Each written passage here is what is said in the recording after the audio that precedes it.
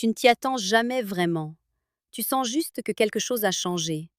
Pas un détail évident, pas une preuve claire, mais une tension invisible, un silence différent, une distance qui ne dit pas son nom. Et puis un jour, elle parle. Pas pour avouer, pas pour expliquer, mais pour se protéger. Ce moment précis, c'est là que tout commence. La plupart des hommes pensent que la tromperie commence avec un acte, une rencontre, un message, une nuit. Mais la vérité est plus subtile, bien plus silencieuse. La tromperie commence dans le langage, dans les mots qu'elle choisit, dans la manière dont elle redéfinit la réalité, avant même que tu comprennes qu'elle est en train de te la retirer. Et si tu ne comprends pas cette première phrase, tu perds le contrôle de la situation sans même t'en rendre compte. Parce que cette phrase n'est jamais directe. Elle ne dit pas « je t'ai trompé ». Elle ne dit pas « je ne t'aime plus ». Elle est plus douce, plus floue, plus dangereuse. Elle ressemble à ça. Tu changes? Ou parfois, je ne te reconnais plus. Et dans ces quelques mots, tout est déjà en train de basculer. Ce que tu dois comprendre, c'est que ces phrases ne parlent pas de toi. Elles ne sont pas une analyse honnête de ton comportement. Elles sont une tentative de déplacement, une manière subtile de transférer la responsabilité, de créer une faille dans ton esprit. Épictète disait que ce qui trouble les hommes, ce ne sont pas les événements, mais l'interprétation qu'ils en font. Et c'est exactement là que se joue le piège. Elle ne te donne pas un fait, elle t'impose une interprétation. Et si tu l'acceptes sans recul, tu entres dans son cadre. Tu commences à te demander si elle a raison, si tu as changé, si tu es devenu distant, moins attentionné, moins présent. Tu doutes. Et pendant que tu doutes, elle avance. C'est ça, le mécanisme. Une femme qui trompe, ou qui s'apprête à le faire, ressent souvent un conflit intérieur. Elle ne veut pas se voir comme quelqu'un de mauvais. Elle ne veut pas porter seule le poids de ses choix. Alors, inconsciemment, elle va réécrire l'histoire. Pas pour te détruire, mais pour se protéger. Sénèque expliquait que l'esprit humain a cette capacité dangereuse à justifier ses actions après coup en modifiant la perception du réel. Et ici, c'est exactement ce qui se passe. Elle commence à reconstruire une version du passé où tu es devenu insuffisant, où tu es moins présent, où tu es responsable de la distance. Et toi, si tu n'es pas solide intérieurement, tu vas accepter ce récit. Tu vas essayer de réparer. Tu vas chercher à redevenir celui que tu étais au début. Tu vas t'adapter. Mais c'est une erreur. Parce que le problème n'est pas ton comportement. Le problème, c'est la dynamique. Un homme stoïque comprend une chose essentielle. Il ne court pas après une perception. Il observe les faits. Et les faits, ce ne sont pas des phrases vagues. Ce sont des actions. Est-elle présente ou distante? Est-elle cohérente ou contradictoire? Est-elle investie ou ailleurs? Marc Aurèle écrivait que la vérité se reconnaît dans les actes, pas dans les discours. Et c'est exactement la discipline que tu dois adopter ici. Ne combats pas ces mots, observe ces comportements. Parce que plus tu entres dans un débat émotionnel, plus tu t'éloignes de la réalité. Et c'est là que beaucoup d'hommes tombent. Ils veulent comprendre, ils veulent discuter, ils veulent sauver la relation. Mais en faisant ça, ils se placent en position de faiblesse. Ils demandent des explications à quelqu'un qui est déjà en train de redéfinir les règles du jeu. Le stoïcien, lui, fait autre chose. Il ralentit, il observe, il se retire intérieurement. Non pas par froideur, mais par lucidité. Parce qu'il sait que la première chose à protéger, ce n'est pas la relation, c'est sa clarté mentale. Quand elle dit « tu changes », la mauvaise réaction est de se justifier. La bonne réaction, c'est de questionner intérieurement. Est-ce vrai? Et surtout, est-ce que ces actions confirment ces mots? Si la réponse est non, alors tu sais déjà que tu n'es pas face à une vérité, mais face à une stratégie. Et une stratégie inconsciente est encore plus dangereuse qu'un mensonge volontaire, parce qu'elle est difficile à détecter. À ce stade, tu dois comprendre quelque chose de fondamental. Une femme ne quitte pas une relation du jour au lendemain. Elle s'en détache progressivement. Émotionnellement d'abord, mentalement ensuite, physiquement parfois en dernier. Et pendant ce processus, elle ajuste son discours. Elle commence à introduire des phrases qui justifient la distance, qui normalisent le changement, qui préparent le terrain. J'ai besoin de réfléchir. Je ne suis plus sûre de nous. Je traverse une période compliquée. Ces phrases ne sont pas toujours des mensonges, mais elles sont rarement complètes. Elles cachent souvent une réalité plus profonde, une réalité qu'elle n'est pas prête à affronter ou à te dire. Et c'est là que le stoïcisme devient une arme, pas pour contrôler l'autre, mais pour ne pas se perdre soi-même. Parce que dans ces moments, l'émotion peut te submerger, la peur de perdre, le besoin de comprendre, l'envie de récupérer. Mais comme le rappelait Épictète, tu dois distinguer ce qui dépend de toi et ce qui ne dépend pas de toi. Tu ne contrôles pas ses choix, tu ne contrôles pas ses désirs, tu ne contrôles pas sa loyauté. Mais tu contrôles une chose essentielle, ta réaction. Et c'est là que se joue ta dignité. Un homme qui panique, perd. Un homme qui supplie, s'efface. Un homme qui s'accroche, devient invisible. Mais un homme qui observe, qui comprend et qui reste stable, devient impossible à manipuler. Et paradoxalement, c'est souvent à ce moment-là que la dynamique change, parce que tu ne réagis plus comme prévu. Tu ne joues plus le rôle qu'elle avait inconsciemment anticipé. Tu sors du script. Et quand tu sors du script, tu reprends le pouvoir. Mais attention, reprendre le pouvoir ne veut pas dire contrôler la situation. Ça veut dire rester aligné avec toi-même, peu importe ce qui arrive. Ça veut dire accepter une vérité difficile. Si elle te trompe ou si elle s'en détache, ce n'est pas quelque chose que tu peux empêcher, mais c'est quelque chose que tu peux voir. Et une fois que tu vois clairement, tu ne peux plus te mentir. C'est ça la vraie force. Voir sans détour, accepter sans fuir, agir sans s'effondrer. Et dans le bloc suivant, tu vas comprendre pourquoi cette première phrase n'est que le début et comment les suivantes révèlent toujours la vérité, si tu sais les écouter sans te laisser piéger. Ce que tu dois maintenant comprendre, c'est que cette première phrase n'est jamais isolée. Elle est le point de départ d'un glissement progressif. Une transformation lente du lien, presque imperceptible au début, mais inévitable si tu ne vois pas ce qui se joue en profondeur. Après le tu changes, vient souvent une phase encore plus déroutante, une phase où tout devient flou. Elle devient moins disponible, mais elle ne disparaît pas complètement. Elle te parle encore, mais avec moins d'intensité. Elle est là, sans vraiment être là. Et c'est précisément ce flou qui te piège, parce qu'il entretient l'espoir. Un jour, elle est distante. Le lendemain, elle est douce. Un soir, elle semble froide. Et puis soudain, elle redevient presque comme avant. Tu te raccroches à ces moments. Tu te dis que ce n'est peut-être qu'une phase, que tout peut redevenir comme avant. Mais en réalité, ce va-et-vient émotionnel n'est pas un hasard. C'est souvent le signe d'un conflit intérieur chez elle, mais aussi d'un désengagement déjà en cours.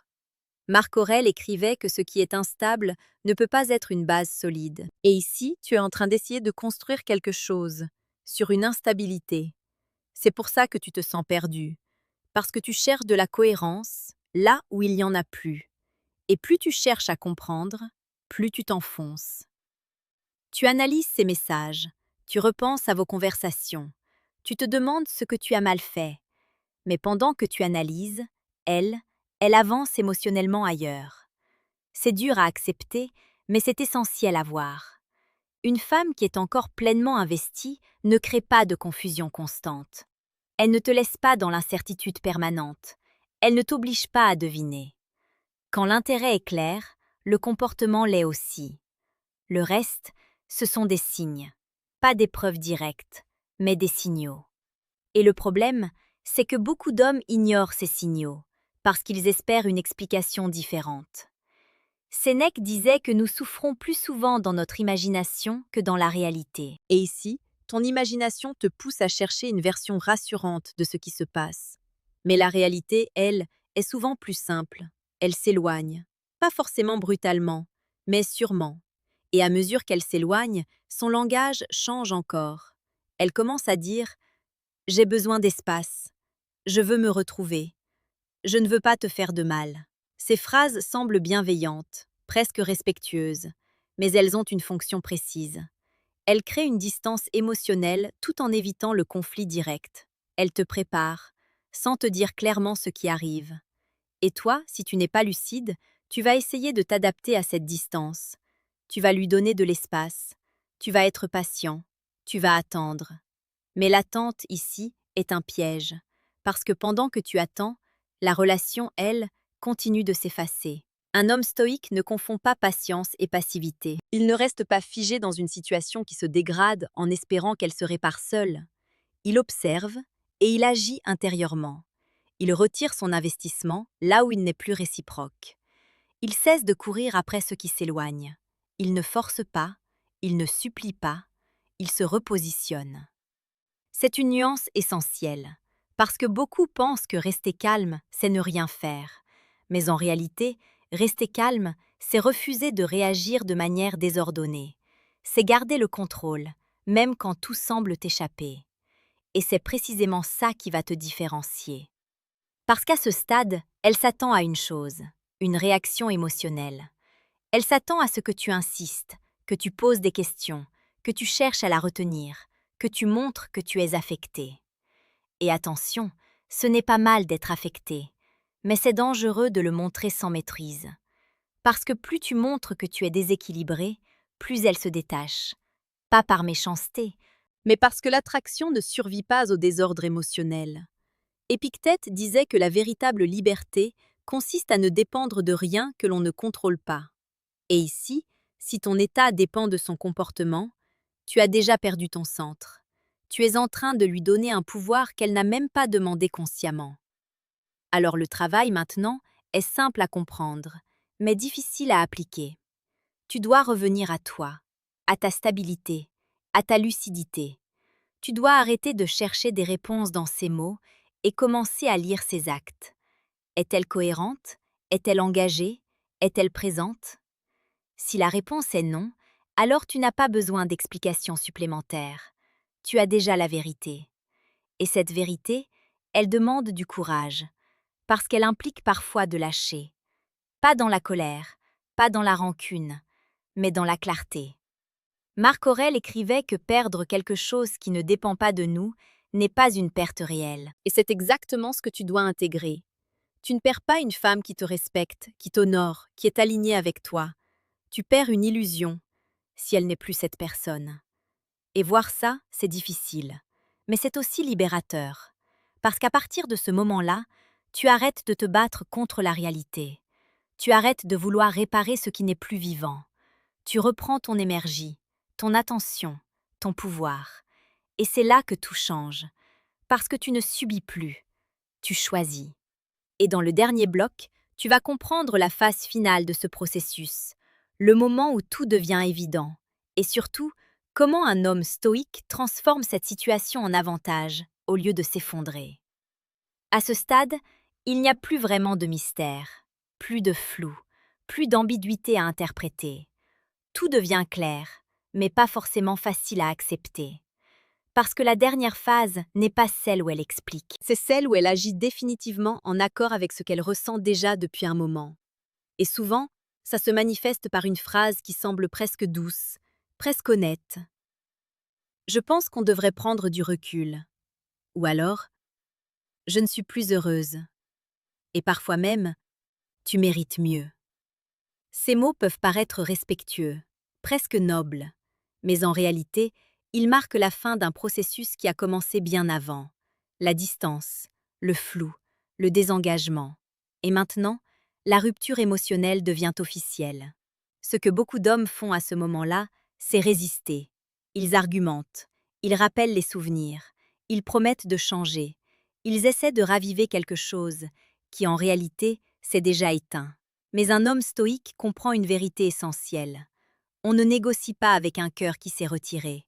On ne convainc pas quelqu'un de ressentir à nouveau. On ne force pas l'attachement. Sénèque disait que la souffrance devient insupportable quand on refuse de l'accepter. Et ici, la souffrance vient souvent de la résistance, pas de la situation elle-même. Tu souffres parce que tu veux que les choses soient différentes de ce qu'elles sont. Parce que tu refuses de voir ce qui est déjà évident. Parce que tu t'accroches à une version passée qui n'existe plus. Mais la force stoïque, elle, se révèle ici, dans ce moment précis, quand tu pourrais supplier, mais que tu choisis le silence, quand tu pourrais t'effondrer, mais que tu restes droit, quand tu pourrais courir, mais que tu décides de t'arrêter, pas pour abandonner, mais pour te respecter. Parce qu'au fond, la vraie question n'est pas comment la récupérer. La vraie question, c'est est-ce que cette situation est alignée avec qui je suis? Et si la réponse est non, alors la suite est évidente. Tu lâches. Pas parce que tu es faible, mais parce que tu es lucide. Marc Aurèle écrivait que la dignité d'un homme réside dans sa capacité à rester fidèle à lui-même, même dans la perte. Et c'est exactement ça, le moment de vérité.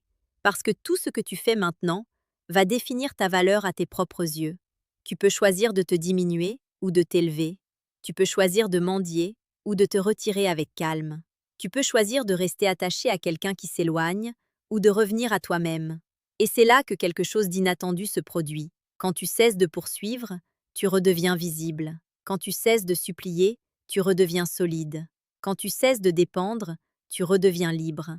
Ce n'est pas une stratégie pour la faire revenir, c'est une transformation intérieure. Et paradoxalement, c'est souvent ce moment-là qui change complètement la perception qu'elle a de toi. Parce que tu ne réagis plus comme la majorité, tu ne t'effondres pas, tu ne cries pas, tu ne t'accroches pas, tu observes, tu acceptes et tu avances. Et ça, c'est rare. Mais attention, le but n'est pas de provoquer une réaction chez elle. Le but, c'est de redevenir centrée. Parce que même si elle revient, ce ne sera plus la même dynamique. Et si elle ne revient pas, tu seras déjà en train de construire quelque chose de plus solide, avec toi-même. Épictète rappelait que celui qui se maîtrise lui-même est plus puissant que celui qui contrôle les autres. Et c'est exactement ce que tu es en train de devenir. Un homme qui ne dépend plus, un homme qui voit clair, un homme qui ne se laisse pas manipuler par des mots, mais qui comprend les comportements. Et à partir de là, tu ne vivras plus jamais une situation de la même manière. Tu ne chercheras plus à interpréter chaque phrase. Tu ne douteras plus de ta valeur à cause de l'attitude de quelqu'un. Tu ne confondras plus attachement et vérité. Tu verras, tu comprendras et tu choisiras. Petite parenthèse, les amis. J'ai créé un manuel complet sur la séduction stoïque. Il t'apprend comment parler avec maîtrise pour créer une vraie attraction. Le lien est en première ligne de la description. On continue. Parce que la vraie leçon ici dépasse largement une histoire de tromperie. Elle parle de ton niveau de conscience, de ta capacité à rester stable dans un monde instable, de ta capacité à rester lucide quand les émotions brouillent tout. Et si tu arrives à intégrer ça, alors peu importe ce que quelqu'un fait, peu importe qui reste, peu importe qui part, tu restes solide, tu restes aligné, tu restes libre. Et c'est là que tu deviens réellement dangereux, dans le bon sens du terme. Parce que plus rien ne peut te déséquilibrer facilement. Et si ce type de réflexion t'aide à voir les choses autrement, alors assure-toi de t'abonner, parce que ce que tu viens de comprendre aujourd'hui n'est qu'une partie d'un chemin beaucoup plus profond. Un chemin où tu ne subis plus, un chemin où tu ne poursuis plus, un chemin où tu deviens, enfin, maître de toi-même.